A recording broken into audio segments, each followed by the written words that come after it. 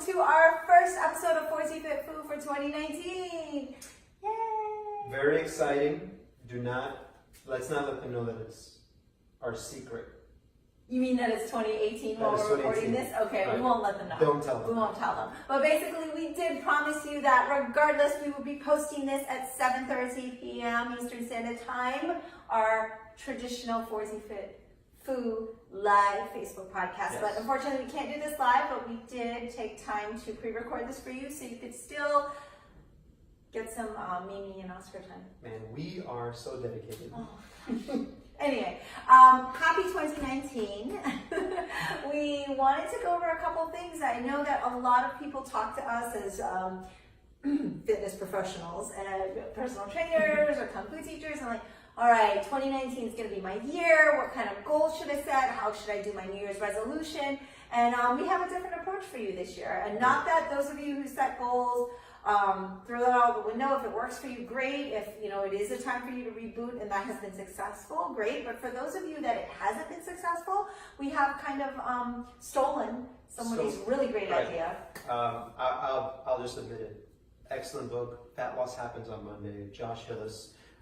I saw him post something about not necessarily having his clients set goals, but instead clarify their values. So you can pick a few words and see if that sums up your values. For example, sticking with our 40 Fit Food theme, I am 40 years old and strong, or I am 40 years old and comfortable with my body, or I am 40 years old and I practice traditional Kung Fu, right? And then what you do is make that whatever you want, but at the end of each week, you then see if the actions that you took for that week are in line with the values that you set for yourself. Okay. Are you doing the things that define who you say that you are?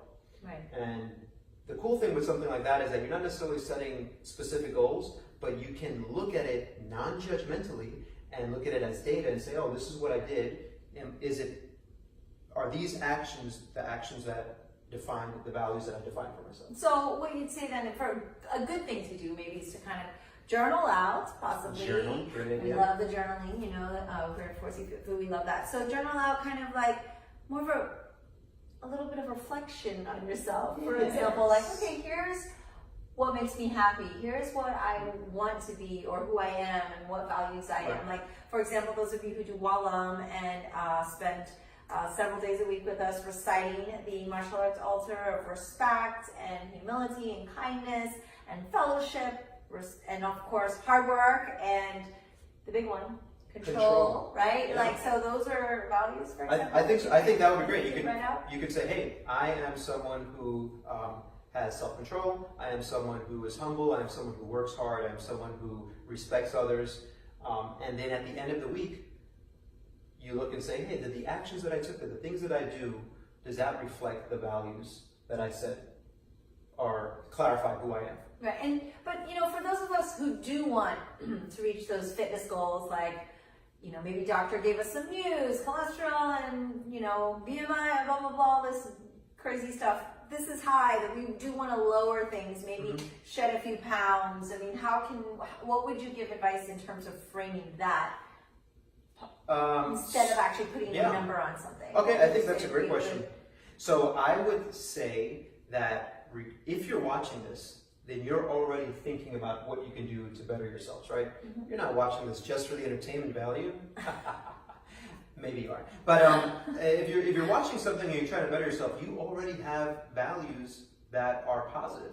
So focus on that. And the other thing is you can also focus on who you would want to be for 2019. So let's say you got the news, oh, my blood sugar is high, I'm a little bit overweight. Then you can say, well, you know what? I'm someone who is concerned about my health and I'm working to improve that. So it's a great way to reframe. Yeah, and that's it. Those are your values, and then each week just see if you're doing actions. I love that also because it feels so positive. It's like not just like, it's all the horrible things that are wrong with me. That's what, sometimes I like to do. Well, the other thing too is that it's not necessarily set in stone. We're fluid creatures. Yeah. We can kind of like work with it, and knowing that we are always works in progress. We're always trying to get a little bit better. I like it.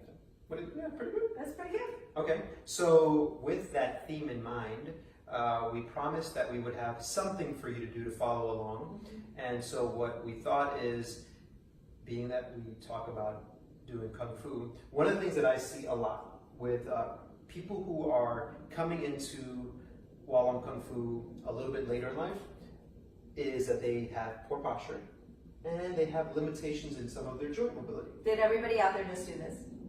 Oh, yeah. So, and specifically, instead of doing a full like stretching routine, is something that gets neglected because a lot of people say, well, I need to stretch my hips or my hamstrings are really tight, is they neglect their feet and their ankles. And I find, or have found, that if you address things from the ground up, sometimes it starts helping some of the other issues that you may have, like knee issues, and it just upstream, it assists. So, first thing is, something that you don't have an issue with is your posture, but I have had to work on, and I've tried a ton of different ways to do it. So I'm just going to give you 2 quick tips on how to think about improving your posture and seeing if you can carry that over to your Kung Fu or your everyday life.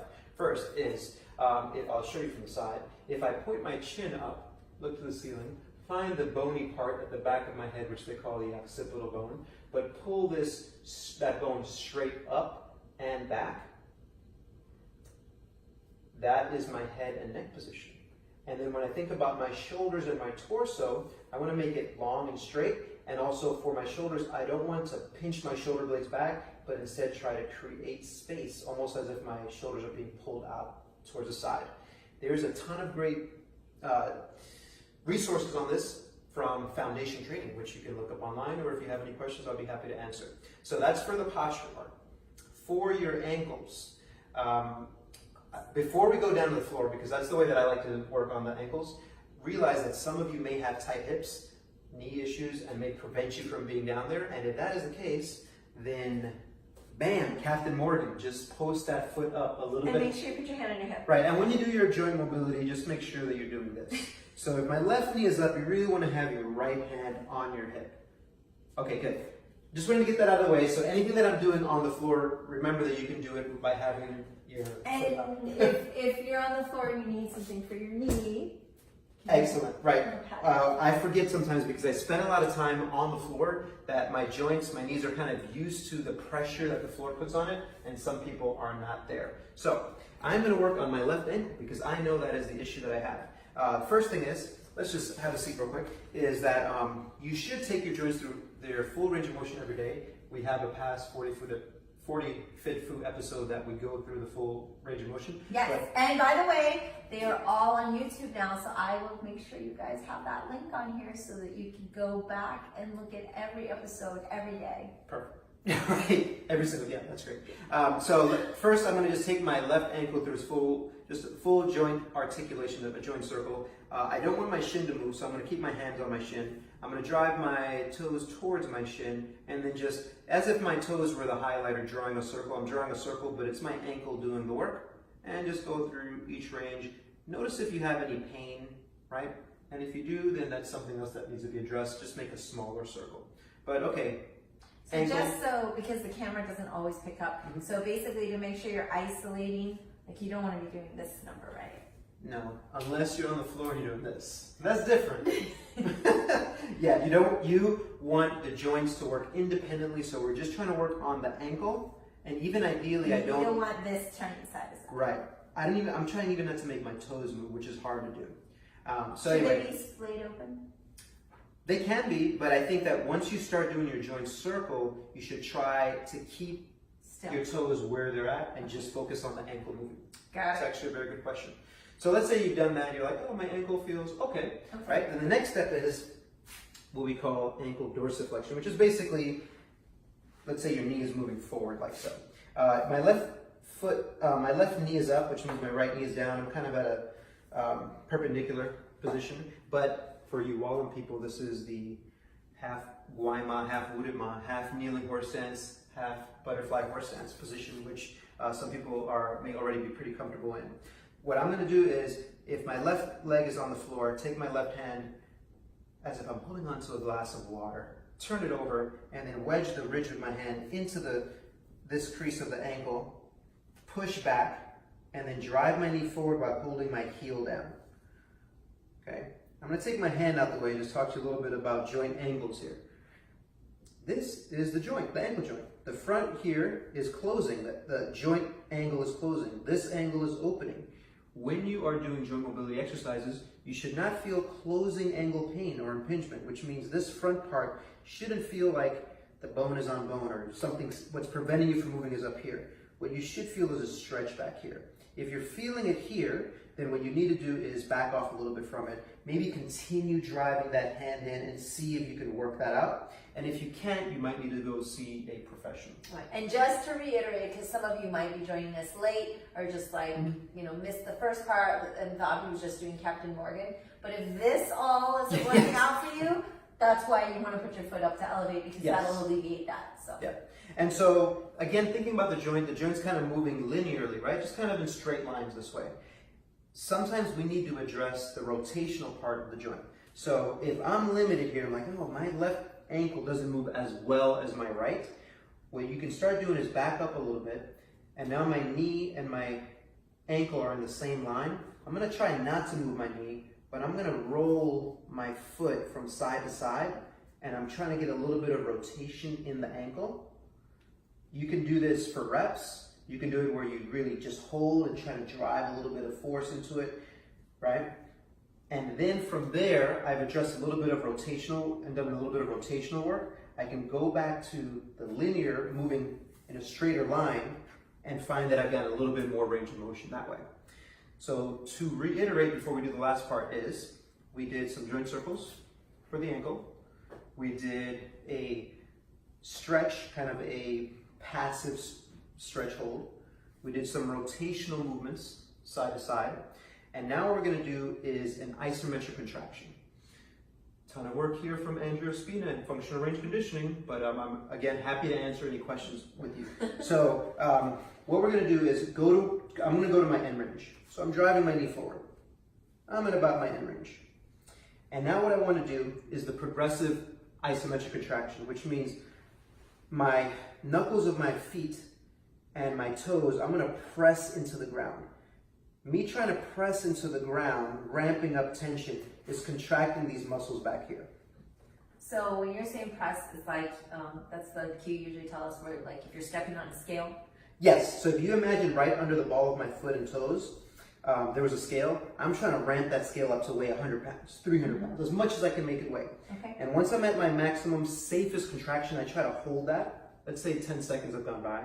And then without backing up, I'm going to now do the regressive angle, which means I'm going to try to lift my toes and my foot up off the floor towards my shin, contract these muscles here and try to bring everything together.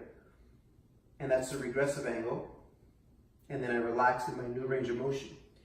And you can do a couple of rounds of that. And what you do there is you're teaching your body to get stronger in that position and creating a healthier and more dynamic joint.